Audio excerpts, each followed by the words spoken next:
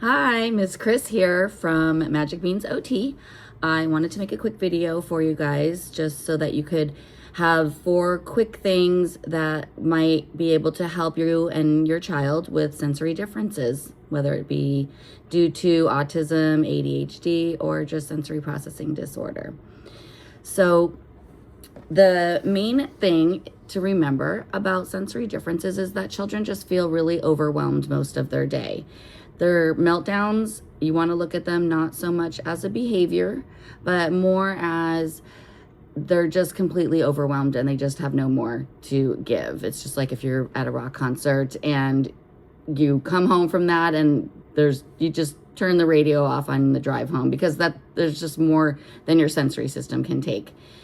And so that's how a lot of our kids are feeling most of the day. So in a typically developing brain, you may hear background noise such as, say, like a garbage truck or something that's driving by. The brain registers it, you hear it, and then what happens is it suppresses it naturally. It automatically suppresses it because your brain has learned that it's not something that you need to pay attention to. In a brain or a child that has sensory differences, the brain isn't able to suppress that information. And so it just keeps coming in. And over time, that's going to overwhelm a child, especially when you're talking about multiple sensory systems all coming in at the same time. And then the brain is not really sure which one am I supposed to pay attention to, which one am I supposed to filter out. So that's what's happening with a child with sensory differences. Noise, I would say, is one of the biggest culprits when you're looking at a child with sensory differences. It is very difficult for them to block out noise and to know what to pay attention to. So background noises can be extremely distracting. Again, the brain doesn't know when to filter out the information or when to pay attention to it. So even talking, human voice, TV in the next room, all of those things can be distracting to a child. And then not only distracting, but it just builds up over time, and then it just starts to wear on the nervous system. The next thing is tactile, which is touch. So a lot of children with sensory differences have trouble tolerating their own clothing. Things are tight, seams, there might be a seam or a tag, or the waistband is too tight, and those things, they seem minor, but they can be very, very distracting and very bothersome to a child with sensory differences. And then the third thing is visual stimulation. So when there's a lot going on, even just crowds, or there's a lot of stuff on the desk, there's a lot of things on the table, there's a lot of toys and things in their room, whatever it may be, it might be very, very disorganizing for a child to visually just try to take in all of that information, along with the noise, along with the tactile stimulation, and filter out, what am I supposed to be looking at? What am I supposed to be paying attention to? So that's kind of the background information. Let's get into the strategies. So strategy number 1, focusing on the noise. You see lots of kids walking around with headphones, and I wholeheartedly agree with using headphones as much as you need to. They're noise canceling headphones. They can still hear what's going on. It just helps dampen the noise and allows for them to feel calmer. It kind of just turns down the volume, especially if there's certain tones or certain noises that bothers your child. Like if there's maybe the gardener outside who's mowing your neighbor's lawn, the headphones might be really helpful in situations like that. Also, if your child is already kind of overstimulated or having a meltdown, reducing how much you talk to your child, reducing the demands verbally. So just trying to stay quiet, guiding them as opposed to giving them verbal directions will be helpful in that situation.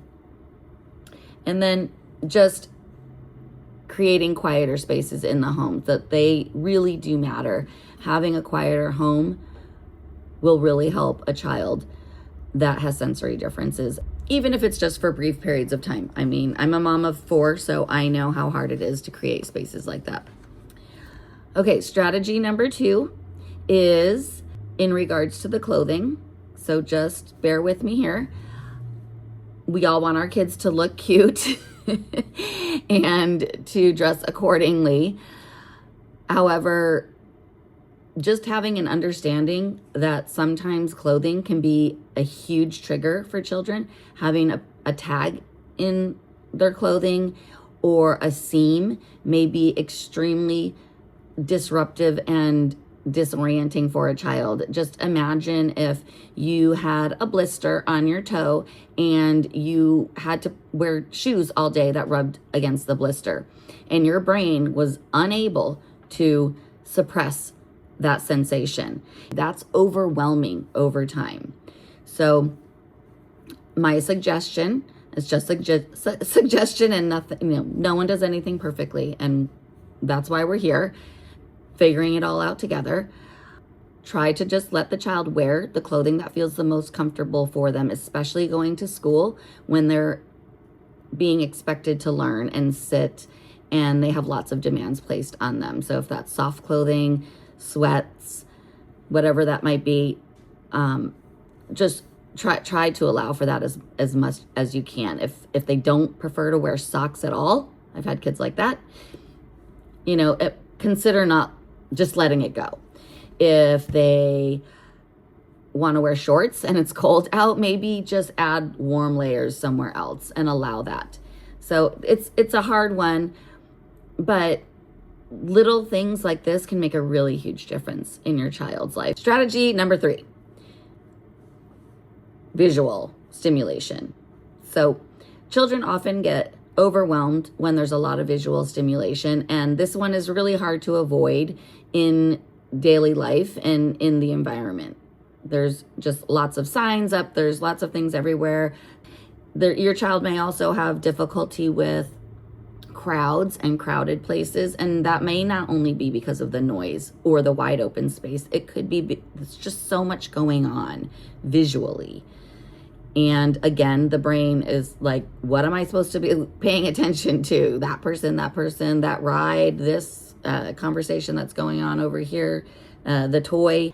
If you're going to be going into a situation that's maybe a little bit visually overstimulating, just maybe planning some breaks from the visual stimulation, and allowing, some time away. I mean, at home, I would say creating a little bit of a cozy space, like a tent or a fort, either in your home or in their room, that they can retreat to. This is really effective, especially if they come home kind of overwhelmed from school. They can go into their little tent, put like a stuffy and some things in there, but no, not too much visual stimulation. It's quiet, and it's also a small space, which also helps a child feel safe. It just kind of allows for an emotional and nervous system reset as well. So my 4th strategy is vibration. So I use vibration a lot in my therapy sessions, and it has helped children tremendously. So not only does it help children that are overstimulated by their environment, they're just overwhelmed. It also helps children who are sensory seekers, so the ones that are jumping and crashing and rolling and laying on the floor and getting all that input into their body. It also helps them. So I know we always try to have them do heavy work. You've heard heavy work or push, pull, things like that. In my experience, those things are kind of hard to integrate into your family life or into a classroom. So my number 1 recommendation would be for a vibration plate. So I've been using the vibration plate for about 2 years now in therapy. What I typically have them do is they'll just stand on the vibration plate. I let them put it as high or low as they want. After a while, every kid is going to want to put it on the highest number that it can go on immediately. You just let them do that a few times. They will eventually fall into what feels best to them. So if you're going to have them stand on it, you can have them do a little activity. So you can do some cross patterning to add in a little fun, like those games where you clap and cross, and you sing a song, something like that. What I typically do with a lot of children too is I will have the vibration plate, push it against the wall, you can push it against the couch, put a cushion from the couch or a big pillow on top of it, and you can just have them sit on it, and they can watch TV, they can play a video game.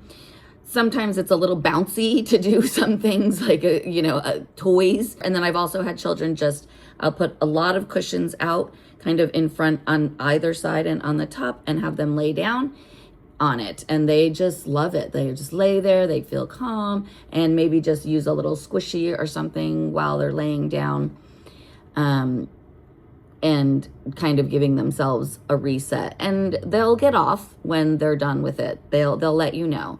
And they'll just get off. So you don't have to worry like, oh my gosh, it's taking too much time on there. The other point I wanted to make about vibration is that because of the nerve pathways that it takes to the brain, it acts as a screen, and it really does help dampen all of the other information that's coming in. So it helps to screen out some of that information that's coming in. Because it's so intense, there's not enough room for all of the other things to take up those same nerve pathways. So it's beneficial in that way as well. If the vibration plate you think is too intense, they also sell just like these square cushions that vibrate when you sit on them or stand on them. And I use these a lot in therapy as well. The kids just sit on them. It's just light vibration throughout the body, and those work really, really well. I've used those in classrooms, and children, I've been reported to sit for way longer at their seats. It just gives them that gentle vibration, which is calming. It gives a lot of information about where their body is in space. And then it also helps to block out all of the noise and the other sensory input that might be coming in. So anyway, I hope some of these strategies were helpful for you to try with your child. Please let me know in the comments if what happened, what worked, what didn't work. And just to let you know, just bear in mind that you're just trying to help your child feel calm and to feel safe. Some of these might feel like giving in a little bit, but you're just supporting their nervous system. You're just reducing their overload, and you're just helping them feel safe enough and calm enough to function in their daily lives. Small changes can really make a huge difference. Thank you so much for listening, and take care.